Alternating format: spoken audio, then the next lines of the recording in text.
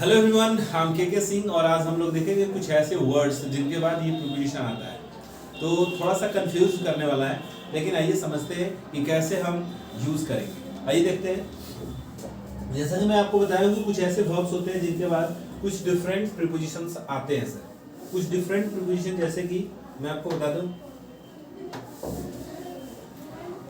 ये जरूरी नहीं है वर्ब से हो सकता है, एडजेक्टिव हो सकता है। ये जरूरी नहीं है, एडजेक्टिव्स भी हो सकता है सर। एडजेक्टिव्स के बाद भी कुछ प्रीपोजिशन अलग अलग आते हैं। जैसे एग्री है, एग्री जो है सहमत होना, ये एक वर्ब है जिसके बाद टू प्रीपोजिशन आएगा। कब? जब प्रपोजल हो सर, प्रस्ताव हो। किसी चीज से अगर आप किसी प्रस्ताव से अगर आप सहमत हो गए हैं तो प्रीपोजिशन जो आएगा वो टू आएगा सर, टू। इसके बाद एग्री, अगर किसी व्यक्ति से अगर आप सहमत है तो विथ जाएगा, विथ लिखा भी है, ए पर्सन। अगर किसी व्यक्ति के साथ एग्री है सर, जैसे कहना है कि मैं आपसे सहमत हूं, I am agree with you. जैसे अगर कहना है कि मैं आपसे सहमत हूं, आई एम एग्री नहीं, आई एग्री विद यू, तो यूज आप कर सकते हैं सर, आई एग्री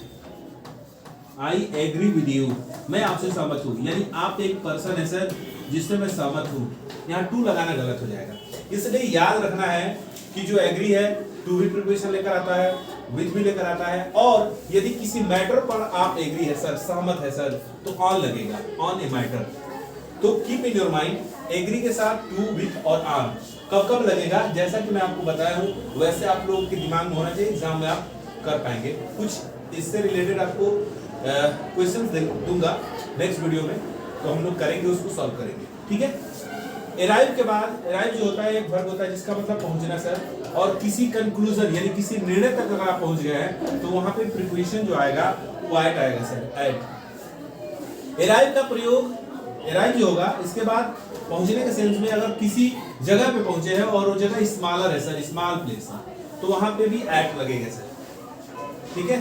छोटी जगह है तो एट आप यूज करेंगे। उसके बाद अराइव के बाद इन भी लगता है बिगर प्लेस के लिए, तो ये अपने दिमाग में आप रख सकते हैं। आगे देखेंगे सर, अमेज एक वर्ब है जिसका मतलब चंभित होना, अचंभित होना, ये किसी चीज पर आश्चर्यचकित होना सर। तो अमेज के बाद प्रीपोजिशन एट आता है यदि किसी चीज पर आप आश्चर्यचकित है। जैसे उसकी अचानक मौत जो है मुझे सरप्राइज करती है, तो आप कह सकते हैं I am surprised at his sudden death. फिर कोई चूज हुआ ना सर, तो यहाँ पे आश्चर्यचकित के सेंस में अगर आएगा अमेज, तो वहां पे अमेज कर सकते हैं, सरप्राइज कर सकते हैं। तो इसके बाद जो प्रीपोजिशन आता है वो एट आता है।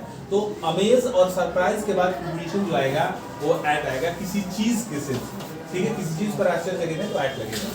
आई होप आपको समझ में आया होगा। अगला देखिए रिलेटेड, रिलेटेड यानी संबंधित होना, टू लगेगा सर।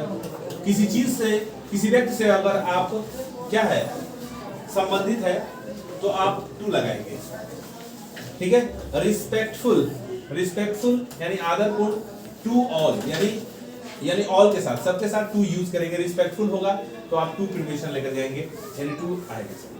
क्वारल, क्वारल झगड़ा करना सर, क्वारल, क्वारल विथ यानी क्वारल के साथ प्रीपोजिशन जो आएगा विथ आएगा यदि किसी व्यक्ति से आप झगड़ा करते हैं।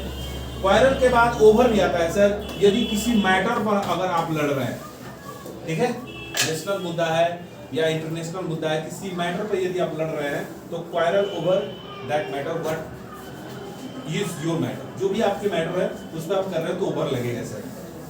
प्राउड के बाद यानी गर्व महसूस करना, घमंड, किसी चीज पर यदि आप गर्व महसूस कर रहे हो तो प्राउड होता है। जैसे I am proud of you, किसी चीज पर अगर आप, क्योंकि उसने कुछ किया है इसलिए प्राउड ऑफ के बाद यानी प्राउड के बाद ऑफ प्रीपोजिशन जाता है, तो याद रखना है।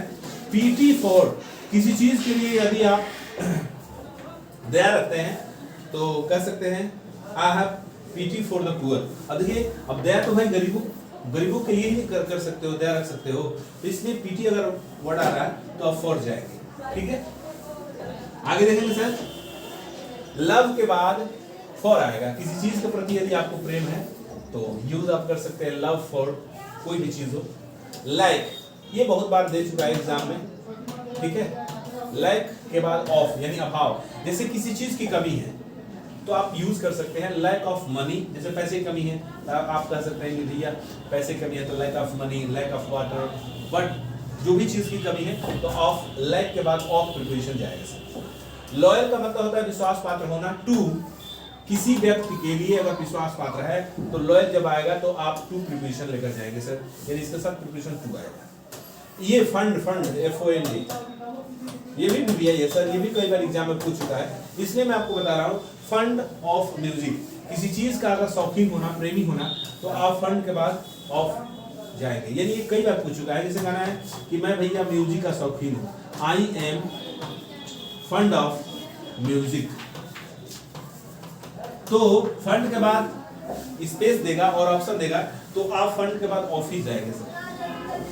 उसके बाद फोकस, किसी चीज पर ध्यान देना सर, फोकस ऑन समथिंग, तो फोकस के बाद ऑन प्रीपोजिशन जाएंगे सर। फ्री के बाद फ्रॉम भी आता है, ऑफ भी आता है, किसी चीज से मुक्त होना, किसी चीज से मुक्त होना, स्वतंत्र हो जाना। और फ्री के बाद यदि किसी व्यक्ति से भी मुक्त हो रहे हैं तो आप फ्रॉम और ऑफ ही जाएगा। यानी ये रहा 10 नहीं, एटलीस्ट 12-15 होंगे।